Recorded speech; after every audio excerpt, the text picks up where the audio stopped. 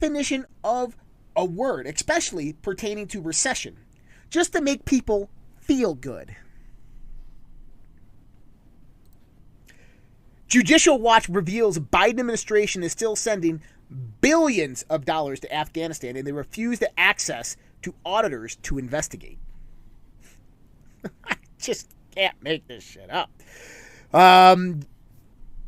It's been almost a year now since Joe Biden, the U.S. military, surrendered to the Taliban terrorists. Joe Biden, General Milley, and Defense Secretary Lloyd Austin are still in power. As part of the surrender, Joe Biden armed the Taliban with nearly $80 billion in U.S. weapons and left thousands of Americans stranded in the country to fend for themselves. While the White House and Pentagon have never admitted to how many billions of dollars worth of weapons were left behind for the Islamist group, Joe Biden supplied the Taliban terrorist organization and their Islamist compliances with billions of dollars worth of U.S. arms. Rather than destroying the equipment before leaving the country, Joe Biden decided to leave the nearly $85 billion worth of U.S. military equipment to the Taliban. U.S. weapons seized by the Taliban. $85 billion U.S. funding the Afghan army, 75,000 vehicles, 200 aircraft, 600,000 weapons. As Gateway Pundit reported earlier that Joe Biden left 300 times more guns than those passed to the Mexican cartels in Obama's insane and dangerous Fast and Furious program, this more complete list was created with public information and help from other intelligence sources. The list does not include all the kinds of extra non-lethal equipment from MREs, medical equipment, and energy drinks. Here is a more complete list of the U.S. applied and left behind equipment list now controlled by the Taliban.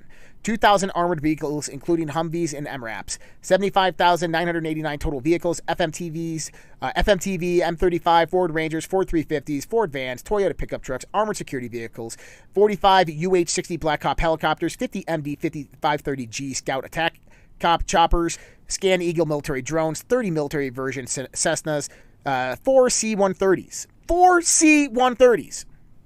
29 Brazilian-made A-29 Super Tucano ground attack aircraft, 200 plus 8 aircraft total, at least 600,000 small arms M16s, M249 saws, M24 sniper rifles, 50 cals, 1,394 M203 grenade launchers, M134 minigun, 20 millimeter Gatling guns and ammunition, 61,000 M203 rounds, 20,000 grenades, howitzers, mortars, thousands of rounds, 162,000 pieces of encrypted military communication gear, 16,000 night vision goggles, newest technology night vision scopes, thermoscopes, and thermomono goggles, 10,000 2.75-inch air-to-ground rockets, reconnaissance equipment, laser aiming units, explosive ordnance, C4, Semtex detonators, shaped charges, thermite incendiaries, 2,520 bombs.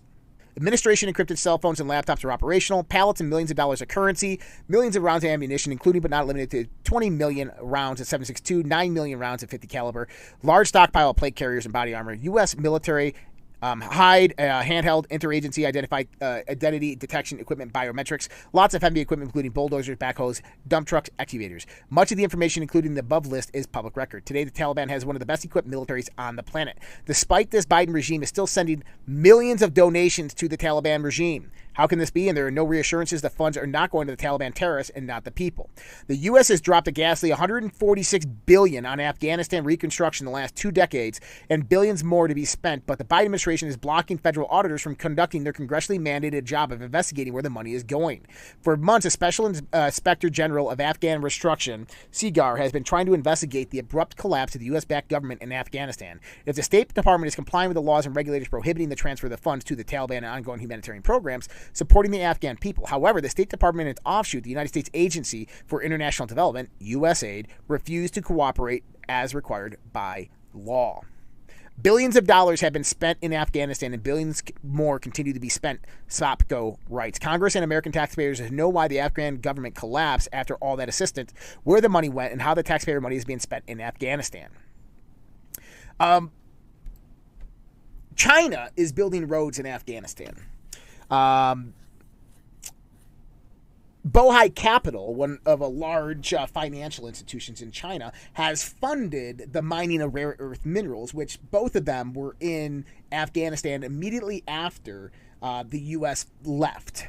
And my inclination is that the millions, if not billions of dollars still being sent over there by the Biden administration are helping to build those roads as payment back to China for helping Joe probably win the election. So what's Noam Chomsky has to say? He now says the U.S. is now under a totalitarian culture much worse than the Soviet Union's. Americans are not permitted to hear what Russians are saying, can't get Russian television, can't access Russian sources. Naturally, the left is up in arm over attacks of U.S. censorship. America is now subjected to a culture of totalitarianism worse than the Soviet Union, according to liberal linguistics professor Noam Chomsky. Chomsky argued that the U.S. is experiencing a form of information warfare and censorship that's much more radical and oppressive than what the Soviets inflicted upon their people at the height of the Cold War. Take the United States today. It is living under a kind of totalitarian culture which has never existed in my lifetime and is much worse in many ways than the Soviet Union before Gorbachev, Chomsky said Friday, Under the Skin with Russell Brand. All right, let's go to the next article. Soviet-level propaganda. White House redefines recession days before release of disastrous GDP numbers. We touched on that, but I just wanted to put it out there again because Chomsky says this Friday, and then the White House also does this Friday. Like, yeah, that's us. We did that. Yeah. And here's what I want you to see. We have Soviet-level disinformation, propaganda, misinformation campaigns being perpetuated. We have disinformation. We have information warfare campaigns being run on the American people. The media, all the way down to your public Channel 9s and Channel 3s, are in cahoots with these people. They are owned and operated by all the same corporations, funded by all the same billionaires and elitists, okay? And they're taking you for a ride. This is a dog and pony show. Elections aren't won.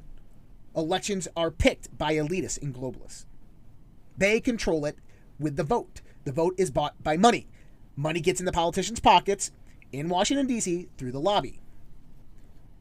Do you remember when Candace Taylor in Georgia came out and said that the news reported the Republican primary winners before they even had the election done? I remember this. And then, yeah, those same numbers showed up, right? Well, look what happened in Michigan. Michigan News Channel posts results to the Republican primary election. That's not until next week. That's right. If you're in Michigan and you're a patriot, I highly recommend you, I don't know, get together and start talking down by the docks. This is right. Michigan News Channel 3 published the results of the Republican primary election. Rhino Tudor Dixon won, and Trump hater Peter Major won his race too. Just one thing. The Michigan Republican primary is not for another week on August 2nd.